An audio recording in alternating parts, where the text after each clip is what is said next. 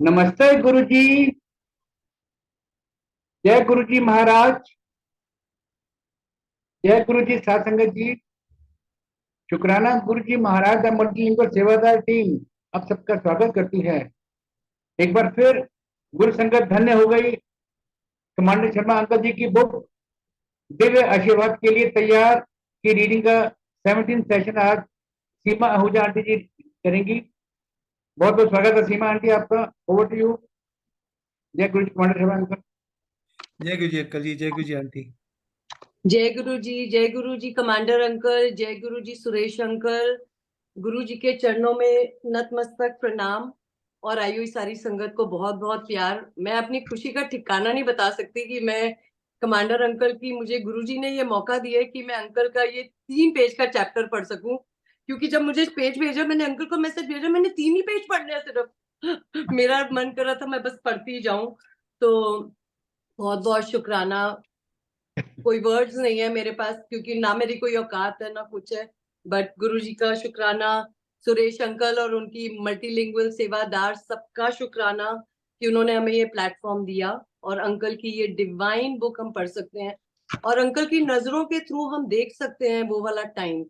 तो मैं बहुत भावुक हो जाती हूँ कई बार। I will try not to get भावुक टुडे, बट मैं हो जाती हूँ क्योंकि मैं अंकल का बहुत कुछ फॉलो करती हूँ। बिकॉज मुझे ऐसा लगता है कि अंकल बिल्कुल वो प्रैक्टिकल चीजें बता रहे हैं जो गुरुजी हमसे चाहते हैं।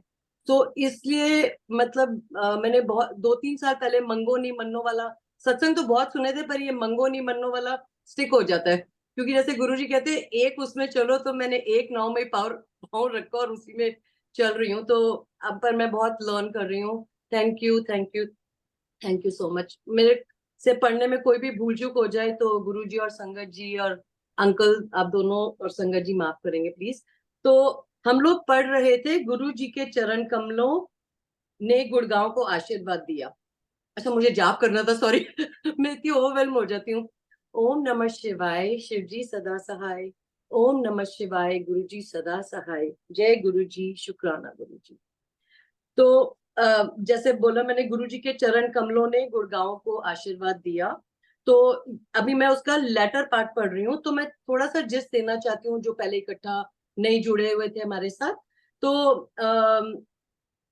हमने अंकल पढ़ा था कि आपने कैसे आपके मन में एक इच्छा उत्पन्न हुई और कि गुरुजी महाराज गुड़गांव आकर वहां की संगत को ब्लेस करें। आई फील वो गुरुजी ही वो सीड भी डालते हैं। और कैसे गुरुजी ने आपकी विनती स्वीकार करी, पर वो उनके टाइमिंग थे। और जब उनको ठीक, we all know it's Guruji's timing, so I guess that was a good time for you. और आपकी खुशी का ठिकाना जो 28 जनवरी 2006 में थी, उसका तो बस हम लोग सभी सोच सकते हैं ये पढ़ पढ़ के कितना हुआ होगा। तो हम महसूस कर सकते हैं उस बात को। और वो आपकी खुशी और उत्साह और जो वातावरण रहा होगा तैयारी करने का, अंकल कितनी बड़ी बात है कि गुरुजी ने आपको गुरुजी की गुड़गांव की संगत का कमांडर बनाया। ये कोई छोटी बात नहीं है अंकल, ये बहुत बड़ी गुरुजी की कृपा हुई। और उन्होंने आपको तैयार किया कि आप हमें तैयार कर सकें और हमें ये सब दिखा सकें, क्योंकि जो हम नहीं मिले हुए उनको तो हम पता ही नहीं कर सकते क्या था। तो कि इतनी बड़ी बात है कि गुरुजी ने आपको गुड़गांव की संगत का कमांडर नियोजित किया और संगत को इकट्ठा करने की सेवा दी। शुक्राना गुरुजी का। और अपनी सेवा में लगा लिया उन्होंने और उम्र भर की सेवा जो दे दी, जो आपने बुक में लिखा था। आई एम सॉरी, मुझे ये लिखना पड़ा क्योंकि मुझे ओवरवेल्म में ध्यान नहीं रहता कि मुझे क्या बोलना है। मैं एक्साइटेड हो जाती हूँ। तो गुरुजी की रजा में राजी रहकर आपने वो सब कुछ किया जो गुरुजी ने आपसे कहा था करने के लिए। तो अंकल, आपने जिस सेवा के लिए प्रार्थना की थी वो आपको मिल गई। आरती कैसे करनी है वो भी गुरुजी ने आपको निर्देश आपको मिले उनसे, और जिसकी तैयारियां भी शुरू हो गई थी। अब हम आज आगे पढ़ेंगे। तो जय गुरुजी, शुक्राना गुरुजी। कोई भूल चूक हो जाए तो प्लीज माफी दे दीजिएगा। तो सत्संग के दिन से बहुत ही एक बाधा आई। जनरल कपूर अंकल को गंभीर रूप से निमोनिया होने के कारण अस्पताल में भर्ती होना पड़ा। ऐसा होने के कारण समारोह की सारी जिम्मेदारी मुझ पर आ गई और हम सब साथ ही साथ जनरल कपूर की सेहत के लिए भी चिंतित थे। लेकिन गुरुजी ने हमें हर मुश्किल परिस्थिति से निकाल लिया। उदाहरण के लिए जब हम सब समारोह आयोजन के लिए चुनी जगह का मैदान देखने गए थे तो हम सब ने जूते पहने हुए थे और हम में से किसी को भी यह पता नहीं था कि वो जगह कांटों से भरी हुई थी। जोड़ाघर और सत्संग स्थल में लगभग 100 मीटर का अंतर था। संगत को जूते जमा करके यह दूरी पैदल चल के पूरी करनी थी। संगत कांटों से भरी जमीन पर कैसे चल पाती? समारोह से एक दिन पहले एक अनुयायी ने सलाह दी कि संगत के अंदर आने से लेकर संगत के कालीन से ढके बैठने के स्थान तक हम एक लाल कालीन बिछा दें तो बहुत अच्छा लगेगा। हमने ऐसा किया और संगत कांटों पर नंगे पैर चलने से बच गई। हमें बिना पता चलाए गुरुजी ने हमें हर आने वाली बाधा से बचाने का प्रबंध कर रखा था। हम तो केवल सेवा की एक प्रक्रिया से गुजर रहे थे। संगत के बैठने की जगह और लंगर हॉल के बीच लगभग 1 मीटर का फासला बिना ढके रह गया था। सत्संग वाले दिन जब संगत बैठने के स्थान से ले लंगर हॉल की तरफ जा रही थी, उस वक्त हमें पता चला कि वहां कांटे थे। हमने जल्दी से उस हिस्से को भी कालीन से ढक दिया ताकि संगत दोनों जगह के बीच नंगे पांव चल सके।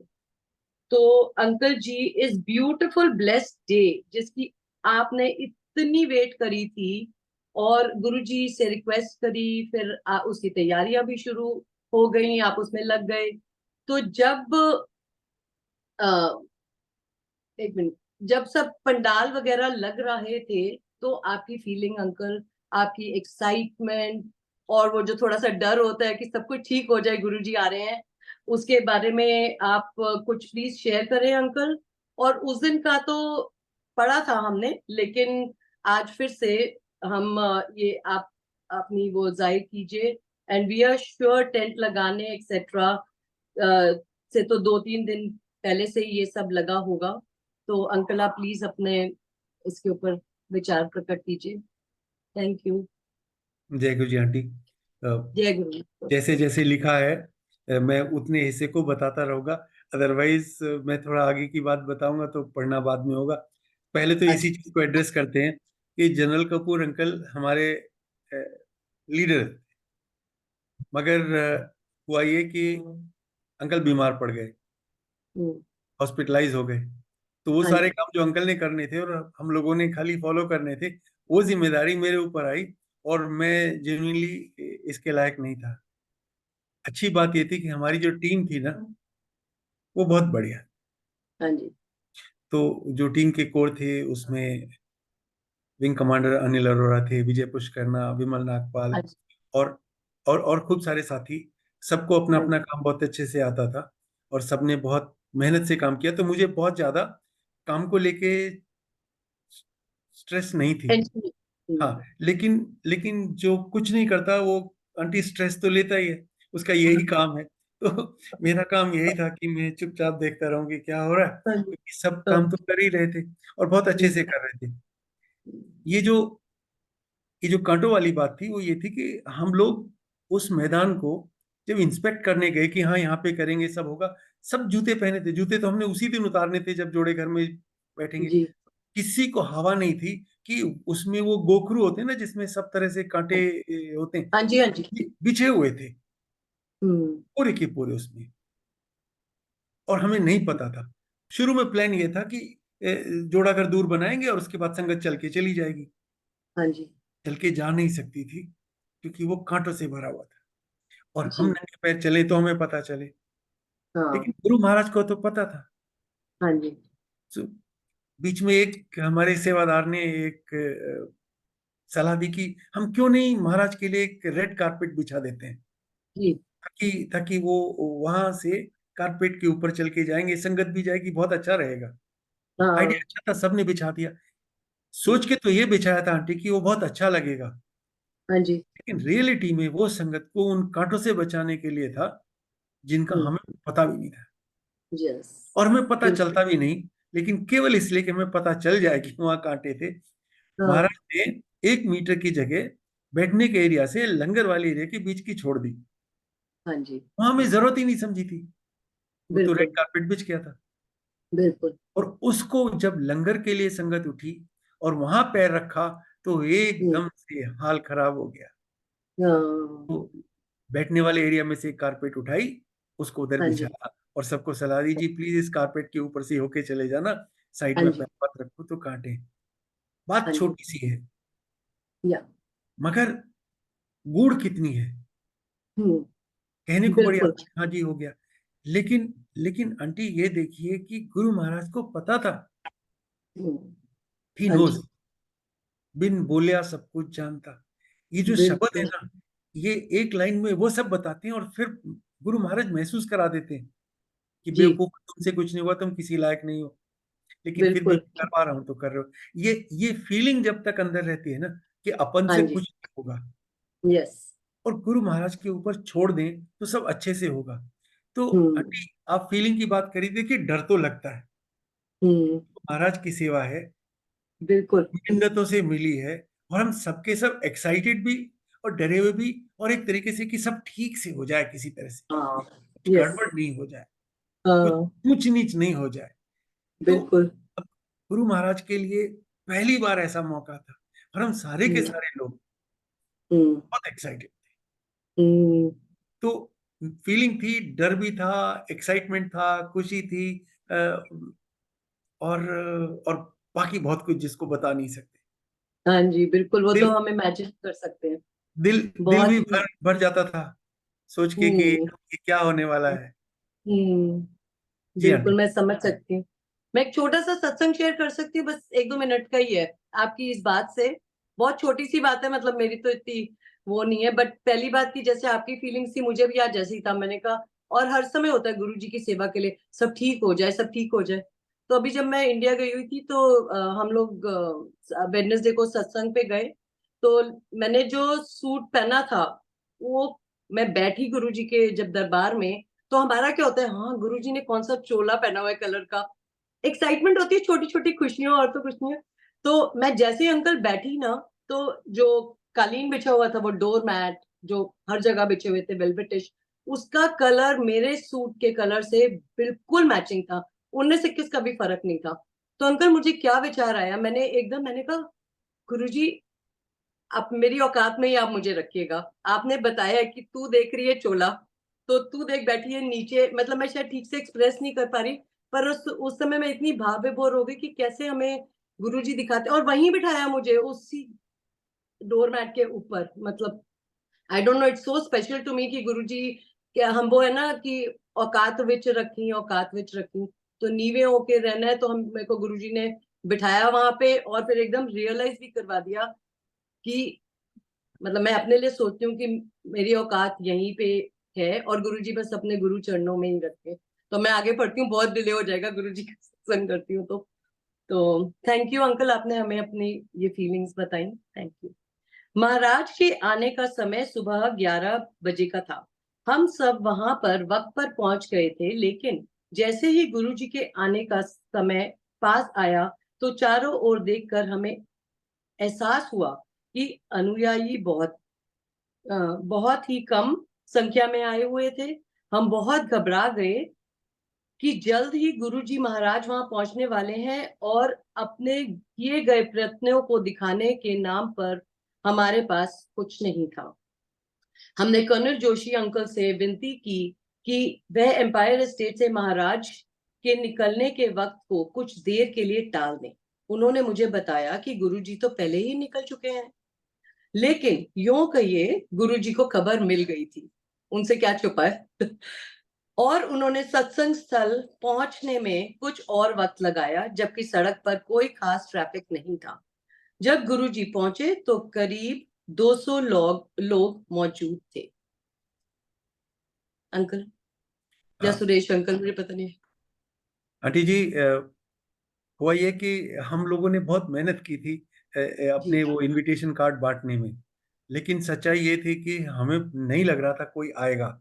और जब हम्म। शुरू में हमें बहुत ज्यादा संगत नहीं दिखी, वो वीडियो से भी आपको पता चल जाएगा कि वहां पे कितने हाँ लोग जी। उस समय थे। तो डर गए कि this is what we have to show. और एक तरीके से बहुत डिसअपॉइंटमेंट हुआ कि महाराज को क्या मुंह दिखाएंगे, वैसे हम किसी लायक नहीं। ऊपर से अ, इस सब के लिए हमने महाराज से प्रार्थना की थी कि गुड़गांव में चरण डालो। तो एक तरीके से बहुत अजीब सा लग रहा था कि महाराज के सामने कैसे खड़े होंगे, देयर इज बिल्कुल। Nothing to show.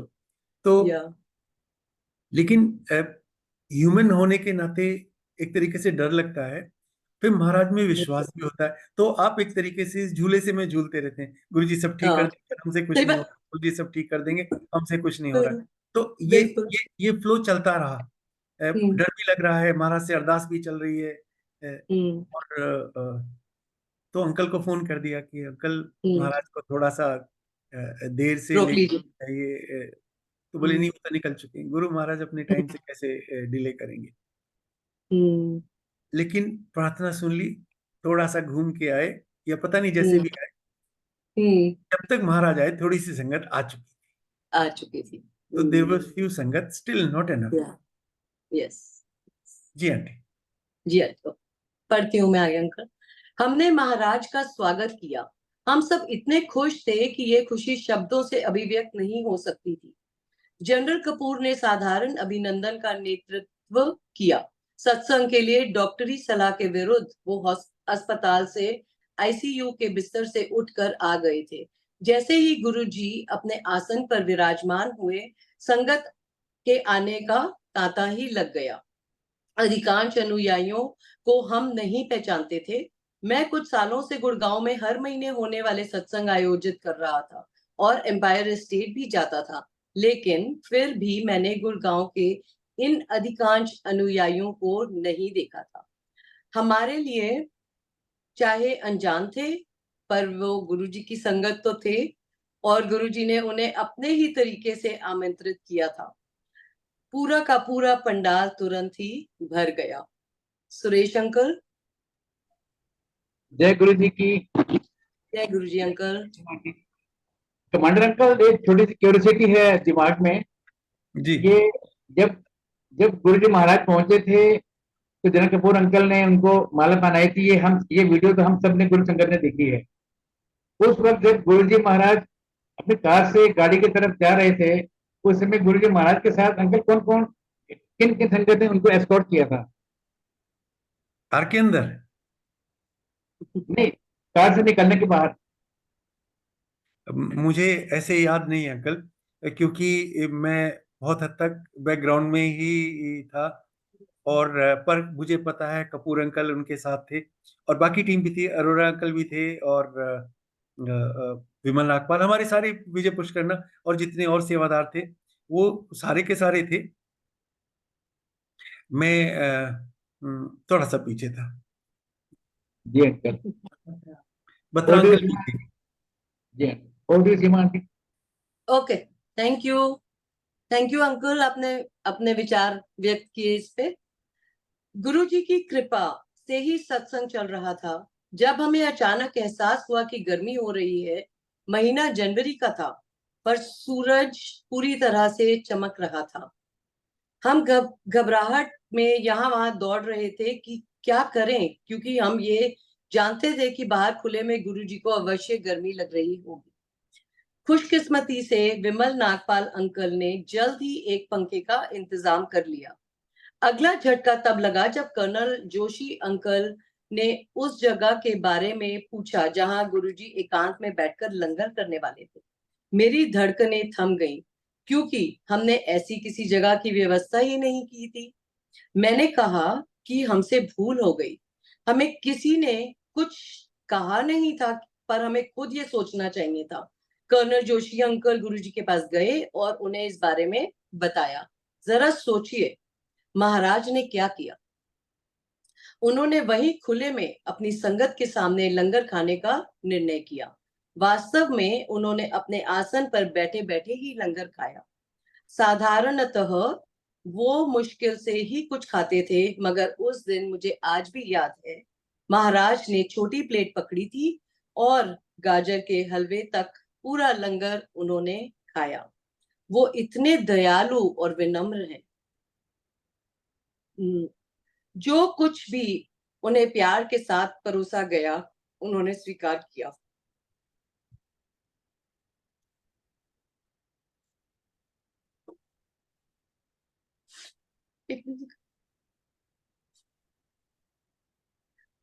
वो क्या है, कितना है, या किस तरह परोस। जय गुरु जी की या आंटी। किस, हाँ मैं पढ़ रही हूँ। जय गुरु जी आंटी। हाँ सॉरी, मैं बड़ी कोशिश करती हूँ पर मेरे से रुका नहीं जाता गुरु जी का कुछ ना। यही तो गुरु जी के साथ असली प्यार है। ब्लेस्ड हुआ बहुत है। हाँ, वो क्या है, कितना है, या किस तरह परोसा गया है, इससे कोई फर्क नहीं पड़ा। तो अंकल जी यहाँ एक छोटा सा पॉज लेते हुए, इतना ब्यूटीफुल लर्निंग जो हमारे भगवान जी ने, हमारे गुरु जी जो हमारे भगवान है, और फिर भी इतने हम्बल हैं। गुरु जी को गर्मी लगी तो भी उन्होंने कुछ नहीं कहा। अंकल थोड़ा सा इलैबोरेट। आंटी जी, अपना ख्याल रखिए।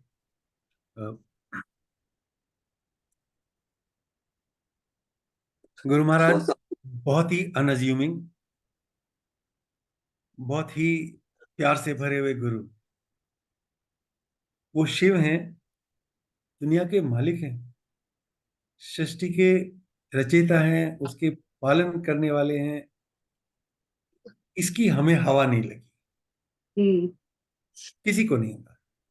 उन्होंने लग नहीं दी, इतना हमारा दिमाग चलने भी नहीं दिया। क्योंकि अगर ऐसा हो जाता तो हम उस तरह से महाराज से कनेक्ट नहीं कर पाते जिस तरीके से हम कर पाए। जी। और धीरे धीरे पता चला कि हमारा इंतजाम कितना, क्या कहूं, मेरे पास शब्द नहीं है, कितना नहीं अंकल, इनकम्प्लीट आपने था, अपनी अधूरा था। तरफ से, हाँ जी सॉरी। तो सबसे पहले तो ये कि महीना गर्मी का था, सर्दी का था, जनवरी थी, मगर हमें पता होना चाहिए था गुरु महाराज शिव हैं। और शिव महाराज जिस हलाहल की गर्मी से अ, अ, परेशान होते हैं, वो गर्मी महाराज अपने इस सांसारिक रूप में भी लेकर आए थे। तो उनको उनको सर्दी नहीं लगनी थी। उनको एक्चुअली थोड़ी सी भी गर्मी में और थोड़ी सर्दी में भी गर्मी लगती तो पंखा तो होना चाहिए, लेकिन उसका इंतजाम कराना था। लास्ट मिनट पे रिक्वायरमेंट आई कि महाराज के लिए पंखे का इंतजाम किया जाए। विमल अंकल ने, हमारे छोटे भाई हैं, बहुत जल्दी से उसका इंतजाम कर दिया। तो एक बात दूर हुई, चलिए एक काम अच्छे से हो गया। अब बात आई गुरु महाराज के लंगर करने की। जब संगत ने लंगर कर लिया, जोशी अंकल ने कहा कि अंकल, कमांडर गुरुजी लंगर कहाँ करेंगे? तो कायदे से महाराज के लंगर करने के लिए एक सेपरेट एक रूम बनाया जाना चाहिए था वहीं पे, टेंट के अंदर ही, जिसमें महाराज बैठ के लंगर करते। हालांकि आज मैं ये मानता हूं कि महाराज ने हमें ऐसा सोचने नहीं दिया, नहीं तो कोई ना कोई हमें बता देता, जोशी अंकल खुद बता देते। हाँ जी। लेकिन लेकिन महाराज चाहते थे वो हम सबके सामने बैठ के लंगर करें, वो दृश्य हमें दिखाई देना था। इसलिए हमारी अकल में वो बात नहीं आई। और जब मुझसे कहा तो मैं सन्न पड़ गया। ऐसे ये हो गया काम। अब महाराज बिना लंगर किए यहाँ से जाएंगे, क्योंकि हमने उनके लंगर की व्यवस्था नहीं की। लेकिन लेकिन गुरु गुरु हैं। बिल्कुल। ऐसा नहीं कि हमें कमी नहीं, बल्कि हमें कमियां ही कमियां हैं। और सारी कमियों के बावजूद महाराज ने हमें स्वीकार किया है अपने चरणों में। तो इसका मतलब है ये कमी भी उन्हीं में शामिल है। हम किसी लायक नहीं है, ये उनको पता था। उसके बाद भी सेवा दी है, ये उनका, महाराज का एक तरीके से हम पर कृपा है। बहुत बढ़िया। और जब उन्हें बताया जोशी अंकल ने कि गुरुजी लंगर करने की अलग व्यवस्था नहीं है, तो गुरु महाराज ने क्या किया, एक सेकंड नहीं लगाया, दाएं बाएं नहीं देखा, गुस्सा नहीं हुए, किसी को बुला के डांटा नहीं, कोई मतलब नहीं। ही जस्ट स्माइल्ड एंड सेड इधर ही लिया। So that was that. उसका फायदा क्या हुआ? पहली बार फॉर एवर, और मेरे लिए, हमारे जैसों के लिए आखिरी बार, एक तरह से कहें तो गुरु महाराज को लंगर खाते हुए देखने का एक सौभाग्य मिला। और बहुत ही बहुत। हम लोगों ने सबने महाराज को बड़े प्यार से लंगर करते हुए देखा, एक एक एक्शन। हम लोग पागलों की तरह से महाराज को देखते थे। और मुझे वो अभी भी याद है कि महाराज ने जिस तरीके से लंगर के बाद में वो गाजर का हलवा खाया, वो वो वो वाला जो मोमेंट है, वो ब्रेन में इम्प्रिंट है, वो टाइमलेस है। तो मैं समझ सकता हूँ कि हम कैसे गुरु की बारे में सोच रहे हैं। महाराज कुछ खाते नहीं, बहुत कम खाते, हार्डली एनीथिंग, लेकिन संगत के सामने बैठ के उन्होंने लंगर करना था। न खाते हमारा दिल टूट जाता। हाँ जी। और वो कभी नहीं करते। ना, जैसे वो मैं कभी भी नहीं। पहले भी मैं कहता रहता हूँ कि गुरु महाराज हमारी माँ है। माँ अपने बच्चों Yes, को परेशान नहीं करती, दुखी नहीं करती, गलतियां हो बिल्कुल तो ना गलतियां हो तो भी। बिल्कुल। इतने विनम्र, इतने, कैसे कहूँ, इतने दयालु, कृपा से भरे हुए महाराज ने वहीं बैठ के लंगर किया। ब्यूटीफुल। जी मैं हाँ। विजुअलाइज कर रही थी, आप जब बोल रहे थे तो मैं विजुअलाइज कर रही थी कि कैसे गुरुजी कर रहे होंगे, और सारा महसूस कर रही थी। तो मैं पढ़ती हूँ आगे। Thank you uncle. आरती की बात करें तो जिनको गुरुजी की आरती करनी थी वो महाराज के बाई तरफ मंच के पास लाइन में खड़े थे। कुछ महिला अनुयायी, जिनमें मेरी पत्नी भी थी, थोड़ी दूरी से देख रही थी। उनके नाम लॉटरी में नहीं निकले थे। जितनी भी महिलाएं मंच के ऊपर थीं, उन सब ने अपनी अपनी बारी की आरती जल्द ही खत्म कर ली, और गुरुजी ने दूर खड़ी महिला अनुयायियों को इशारे से बुलाकर आरती करने को कहा। कमांडर आंटी और कुछ अन्य महिलाएं, जिन्होंने लॉटरी का मौका खो दिया था, मंच पर आ गई। उन सब ने आभार के साथ अपने अपने प्यार के दियों के साथ महाराज की आरती की। What a beautiful moment. शुक्राना गुरुजी। उन सबकी प्रार्थनाओं का जवाब मिल गया था। हमेशा की तरह गुरुजी ने उन सबकी हार्दिक भावनाओं को स्वीकार कर लिया था जो उनसे प्यार करते थे। Uncle, I am going to pause here if you want to say जी आंटी, समथिंग। जैसे मैंने कहा कि आरती के लिए कौन आरती करेंगे, हम लोगों ने लॉटरी निकाली थी, और उसमें नोटेबल दो नाम मिसिंग थे। वो थे कमांडर आंटी, जिन्होंने आरती की थाली तैयार करनी थी, हाँ जी। और मदान आंटी, जिनके घर से आरती की थाली आई थी महाराज के आदेश के हिसाब से। और क्योंकि कमांडर आंटी का नाम पहले भी नहीं निकला था जब क्लियर फॉर्म में सत्संग हुआ था, हाँ जी। तो उनको आरती नहीं मिली थी करने के लिए, तो वो काफी डिसअपॉइंटेड थी।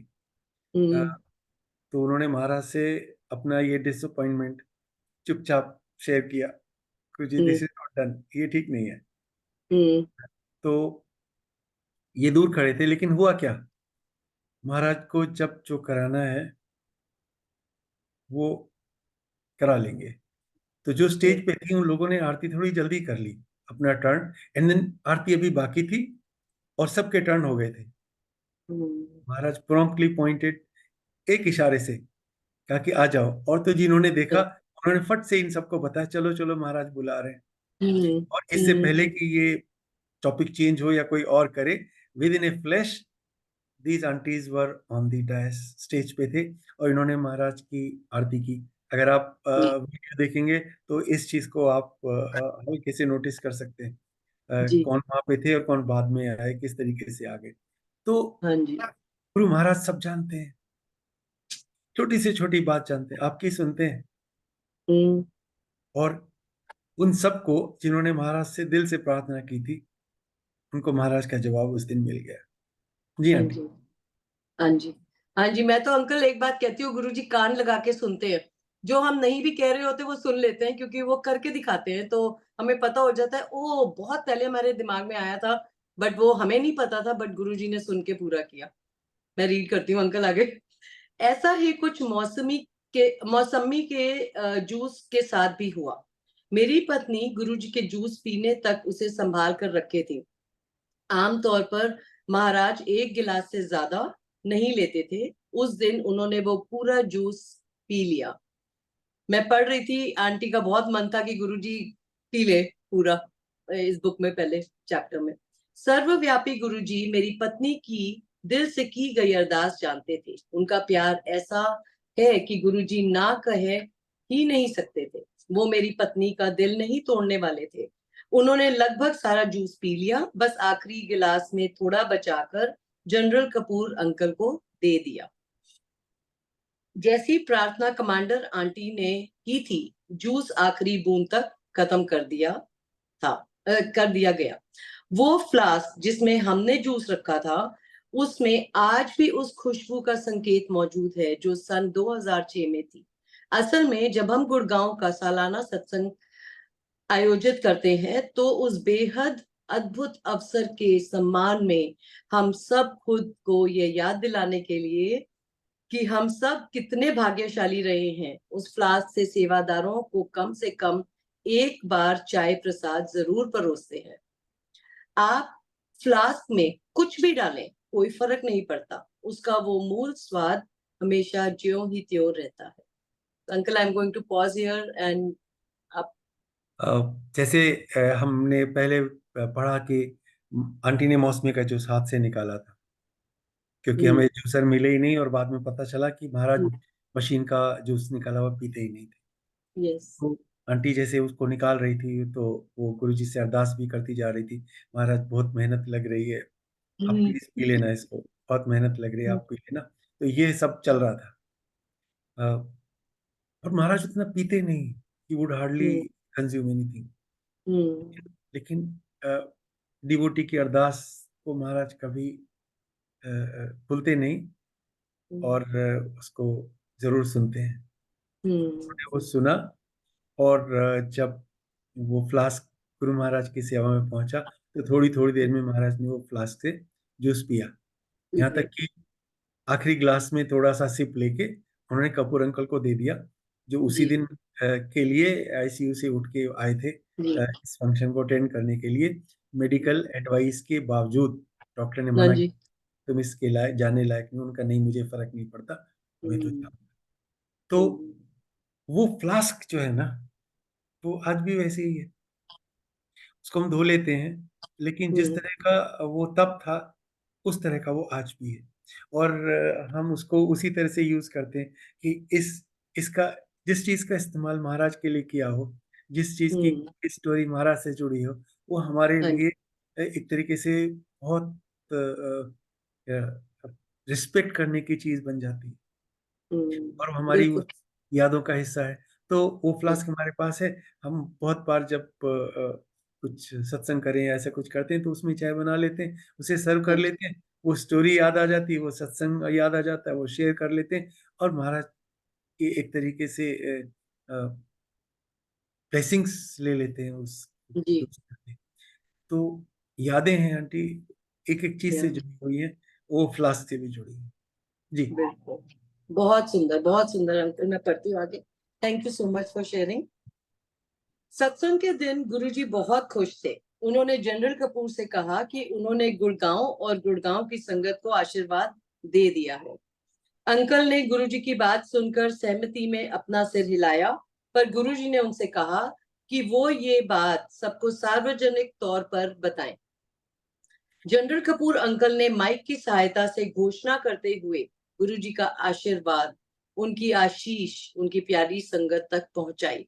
गुरुजी ने उन सबको जो उन्हें देख सकते हैं और जो उन्हें नहीं देख सकते हैं, उन सबको जो यहाँ मौजूद हैं और जो यहाँ मौजूद नहीं है, हर एक को अपना आशीर्वाद दे दिया है। तो अंकल, इस पे आप अपने विचार प्रकट करें प्लीज, उस टाइम की कुछ फीलिंग्स। आंटी, सबसे पहली बात है कि महाराज बहुत खुश थे। हमारे लिए सबसे बड़ी ब्लेसिंग ये थी कि we had Maharaj smiling at us. तो एक तरीके से हम लोग अपनी सारी कमियों के बावजूद हम वो सब कर पाए। जो कि हमने कल्पना नहीं की थी। गुरु महाराज खुश थे और उन्होंने गुड़गांव को आशीर्वाद दिया। यस, इससे बड़ी क्या बात है। उन्होंने कहा कि गुड़गांव की संगत को मैं आशीर्वाद देता हूँ, ब्लेस करता हूँ। तो जनरल कपूर ने तो हाथ जोड़ के सिर हिलाया, जी गुरु जी शुक्राना, मगर उन्होंने कहा नहीं, माइक लेके आप ये सबको बताओ। और फिर एग्जैक्टली उन्होंने बताया कि बताना क्या है। तो गुरु महाराज के आदेश के अनुसार कपूर अंकल ने ये अनाउंसमेंट किया कि वो सब, उन सबको जो गुरु महाराज को देख सकते हैं और जो नहीं देख सकते, जो यहाँ हैं और जो यहाँ नहीं है, विच मीन्स पूरे गुड़गांव को अपना आशीर्वाद दे दिया। तो महाराज ने उस दिन गुड़गांव को ब्लेस किया। और वैसे एक रिलेटेड छोटा सा सत्संग वो ये है कि जब कभी बहुत बार गुरु महाराज के पास कोई संगत आती थी तो गुरु जी पूछते थे आप कहाँ से आए हो। तो कुछ ज्यादातर जगह ऐसी थी जिनके लिए महाराज के पास कुछ कहने के लिए एक बड़ा ह्यूमरस सा वर्ड होता था, जिससे वो समझा देते थे कि वो थर्ड क्लास जगह है। जैसे नोएडा को महाराज नो आइडिया कहते थे, या ग्रेटर कैलाश को जैसे गटर कैलाश कह दिया, तो ऐसे थे। लेकिन गुड़गांव के लिए महाराज ने कभी इस तरह का कोई शब्द इस्तेमाल नहीं किया। और बहुत बार वो संगत को बोलते थे तो गुड़गांव शिफ्ट हो जा। बहुत सारी संगत महाराज के आदेश के अनुसार गुड़गांव शिफ्ट हुई। तो गुड़गांव महाराज के मन में एक स्पेशल स्थान रखता है। तो इसलिए उन्होंने, मैंने कभी नहीं सुना महाराज ने इस तरह से किसी जगह को आशीर्वाद दिया पब्लिकली। दिया होगा, मैं ऐसे नहीं बोलता, लेकिन मेरी जानकारी में ये नहीं है कि उन्होंने अनाउंस करवाया हो कि मैंने गुड़गांव को या इस जगह ब्लेस किया। महाराज ने गुड़गांव को ब्लेस किया। गुड़गांव गुरु महाराज की ब्लेस जगह है, और हम तो इसको गुड़गांव कहते थे और अब ये गुरुग्राम हो गया। लेकिन महाराज ने तो गुरुग्राम अभी से बोल दिया था कि ये गुरुग्राम है। अच्छा, ओके। तो ये चाहे किसी के भी नाम से हो गुरुग्राम, लेकिन हमारे लिए, गुरु की संगत के लिए, ये गुरु महाराज के नाम से गुरुग्राम, गुरु जी का ग्राम है, ये गुरु महाराज ग्राम है। और हम सब गुरु महाराज की वो संगत हैं जिनको उन्होंने ब्लेस किया। ब्लेस किया। Beautiful, thank you uncle, thank you, शुक्राना गुरु जी। अच्छा, आखिरकार महाराज के जाने का वक्त आया और हम सबको जनरल कपूर अंकल के नेतृत्व में खड़ा होने का मौका मिला। हम सब ने उनको माथा टेका। वो जैसे ही जाने के लिए उठे, मैं उनके पीछे पीछे चल दिया। आसन से कार तक उनके साथ साथ मैं नहीं चल पाया क्योंकि मैं बहुत भावुक होकर रोने लगा था। मैं चाहता ही नहीं था कि गुरुजी वहां से जाएं। Suresh uncle, over to you.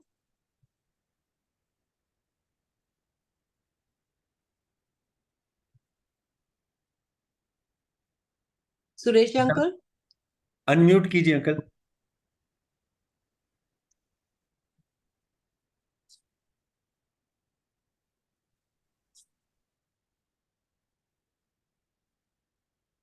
Unmute कीजिए। जय Guru ji uncle. Uncle sorry uncle, जब उस समय क्या मन में एक बार भी ख्याल आया कि गुरु जी महाराज को थोड़ा और रुक जाने की रिक्वेस्ट की जाए या उन्हें वहां से घर चलने को कहा जाए? अंकल, ख्याल क्या आया, हम तो चाहते ही नहीं थे महाराज वहां से जाए। ख्याल क्या, मैं तो इस बात से दुखी था कि महाराज जा रहे हैं। और जब हालांकि मैं महाराज जी को जब रिसीव किया तो मैं कपूर अंकल के बराबर में खड़ा था, लेकिन जब महाराज को सी ऑफ किया तो मैं दूर दूर तक कहीं नहीं था, मैं पीछे की तरफ था। मैं नहीं चाहता था महाराज मुझे रोते हुए को देखें।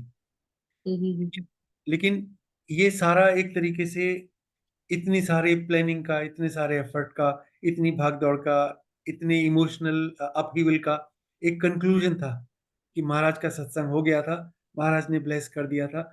महाराज ने वो सब किया, उससे कहीं ज्यादा किया और दिया जिसकी हमें उम्मीद भी नहीं थी। तो जब जाने लगे तो बहुत रोना आया और मन में आया था महाराज जा क्यों रहे हैं, जरूरत क्या है। तो मन जेन्युइनली ये था अंकल कि ये समय चलते ही रहना चाहिए, this moment should not stop. लेकिन महाराज ने तय किया वो जाएंगे, हम सबने महाराज को मत्था टेका और जनरल कपूर अंकल महाराज को अपने साथ उनकी कार तक लेके गए। सब लोग उनके साथ गए और मैं पीछे खड़ा था। बहुत बार मुझे लगता है कि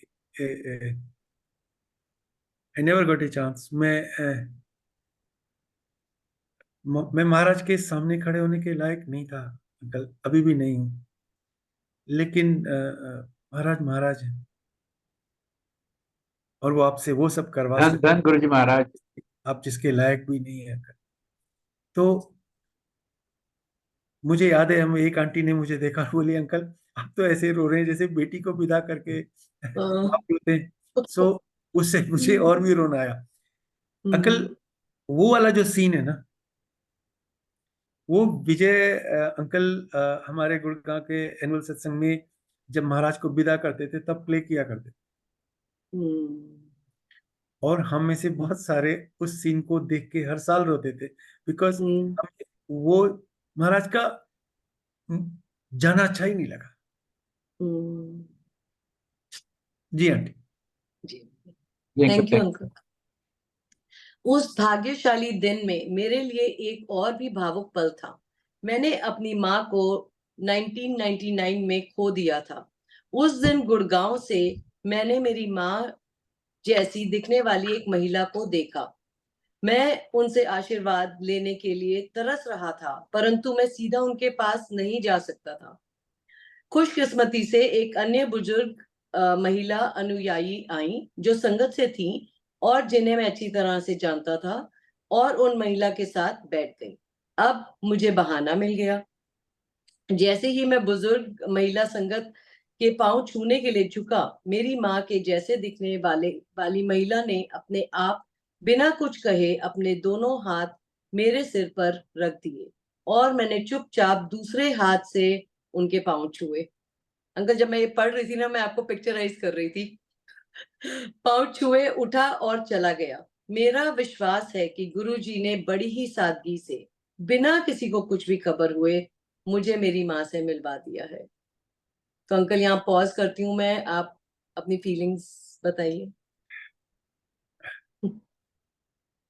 आंटी माँ का एक बहुत स्पेशल प्लेस होता है आपकी जिंदगी में, वो रिप्लेस नहीं हो सकती। तो 99 में माँ चली गई और उस दिन माँ की शक्ल वाली एक आंटी आके बैठ गई। संगत में मैं जानता नहीं था उनको, मेरी कोई जी। बोलचाल नहीं थी। तो अब मैं चाहता था कि मैं उनके उनसे आशीर्वाद ले लूं। अब मैं कैसे जाऊं उनके पास, क्या करके। तो देखा मैंने कि एक हमारी आंटी उनके बराबर में आके बैठ गई, वो भी बुजुर्ग थी। हाँ तो जी। हुआ कुछ इस तरह से कि जैसे मैंने अपनी इन आंटी के पैर छूने के लिए झुकाया, सिर पे दोनों हाथ उन्होंने रख दिए अपने आप से, जैसे कि पैर इनके छू रहा हूं और हाथ उनके हाँ आगे, जी। बिना किसी अच्छा। उसके। उन्होंने साइड से ओके। अपने हाथ दोनों मेरे सिर पे रखे, तब मैंने फिर उनके भी धीरे से एक पैर छुए और मैं उधर से चुपचाप चला गया, ओके। क्योंकि वो कुछ कह नहीं सकता था। तो मुझे पूरा यकीन है कि महाराज ने मुझे उस दिन मेरी माँ से मिलवाया। मुझे वो मोमेंट आज भी याद है।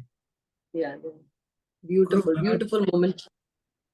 तो अगर अगर मैं उनके पैर छूता, वो सिर पे हाथ रखती, तो भी मेरी समझ में आता। लेकिन जी। उन्होंने अपने आप से वो आशीर्वाद दिया। बाद में मैंने धीरे से उनके पैर टच किए और चला आया वहां से। ऊपर उठ के उनकी तरफ देखा भी नहीं फिर, हाँ। क्योंकि मैं नहीं चाहता था कि मैं शुरू हो जाऊं, तो बहुत हाँ, मुश्किल। इमोशन। जी आंटी। Thank you uncle. ये जब मैं पढ़ रही थी तो ये मुझे समझ नहीं आया था कि आप वो आंटी के पांव छू रहे थे और आपकी मम्मी जैसी आंटी ने आपके सिर पे। Thank you uncle for explaining that. सन 2008 से महाराज के इस गुड़गांव दौरे के सम्मान में और गुरुजी की आशीषों में नवीकरण के लिए गुड़गांव में हर साल सत्संग होता है। हम में से जो इस गुड़गांव के सालाना सत्संग का 25 दिसंबर का आयोजन करते हैं, वो गुरु जी की दिव्य सुरक्षा के अनेकों उदाहरण दे सकते हैं।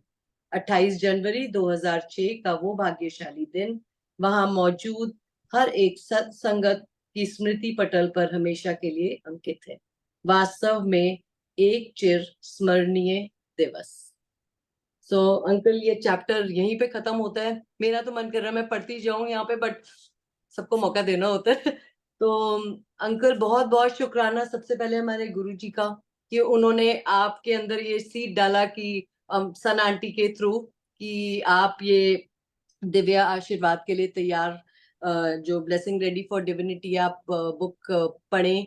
और आंखों देखा हाल जो है, हमें एक एक फीलिंग, एक एक मोमेंट रियली में आपके थ्रू हम देखते हैं, और बहुत ही अच्छा लगता है। बहुत अच्छी किस्मत होगी ये वाली, गुरुजी की कृपा से। तो बहुत बहुत आपका धन्यवाद कि आप अपना टाइम निकालकर मल्टीलिंगुअल ग्रुप में आते हैं और अपना इतना समय लगाते हैं। बहुत बहुत शुक्राना। और सुरेश अंकल का और उनकी मल्टीलिंगुअल सेवादार्स का तो बहुत ही शुक्राना है, जो रोज लगे रहते हैं। और वो भी सब गुरु की कृपा से ही होता है। ये सब जो हम करते हैं, ये हम नहीं कर रहे होते, ये सब हमारे गुरुजी करवा रहे होते हैं। पर किससे क्या करवाना है वो इनको ही पता है। तो बहुत बहुत शुक्राना अंकल, आपका ज्यादा टाइम ना लेते हुए, इंडिया में लेट हो रहा होगा। तो आंटी को रिस्पेक्ट, मुझे पता है वो बैठी है वहां पे, मैंने देखा उनको थोड़ा सा। सो जय गुरु जी, शुक्राना गुरु जी कि मुझे ये मौका दिया कि मैं ये पढ़ सकूं अंकल। बहुत बहुत शुक्राना। सुरेश अंकल, बहुत बहुत शुक्राना आपका। जय गुरु जी जय आंटी। गुरु जी महाराज। सीमा आंटी, सीमा आहूजा आंटी, बहुत ही सुंदर रीडिंग आपने की है आज। Thank you. जब आपने रीड करना शुरू किया था, तो मैं मन ही मन में सोच रहा था कि 4 साल पहले सीमा आंटी ने शिव पुराण की रीडिंग के सेशन शुरू करवाए थे। सीमा आंटी ने सब संकल्प को पढ़वाया। आज सीमा आंटी खुद रीड कर रही हैं, उनको साक्षात देखने का मौका आज मिल रहा है फर्स्ट टाइम। बहुत अच्छा सब लगा गुरु आज, जी की। बहुत अच्छा लगा। Thank you uncle. मैं कितनी खुश हूँ, मैं तो ओवरवेल्म्ड हूँ और इजहार नहीं कर सकती। बहुत शुक्राना। Thank you. हाँ जी, थैंक यू लॉर्ड गुरु संगत की तरफ से। और कमांडर शर्मा अंकल, आपका तो गुरु परिवार सदा ऋणी रहेगा कि आपने अपने अमूल्य वक्त हर सेशन के लिए देते हैं, और आगे भी देते रहेंगे। गुरु जी महाराज की कृपा हम सब पर बनी रहे। जय गुरु जी। शुक्राना गुरु जी, साथ संगत जी का बहुत बहुत शुक्राना। मैं होस्ट हम सबको आगे चलवाएंगे।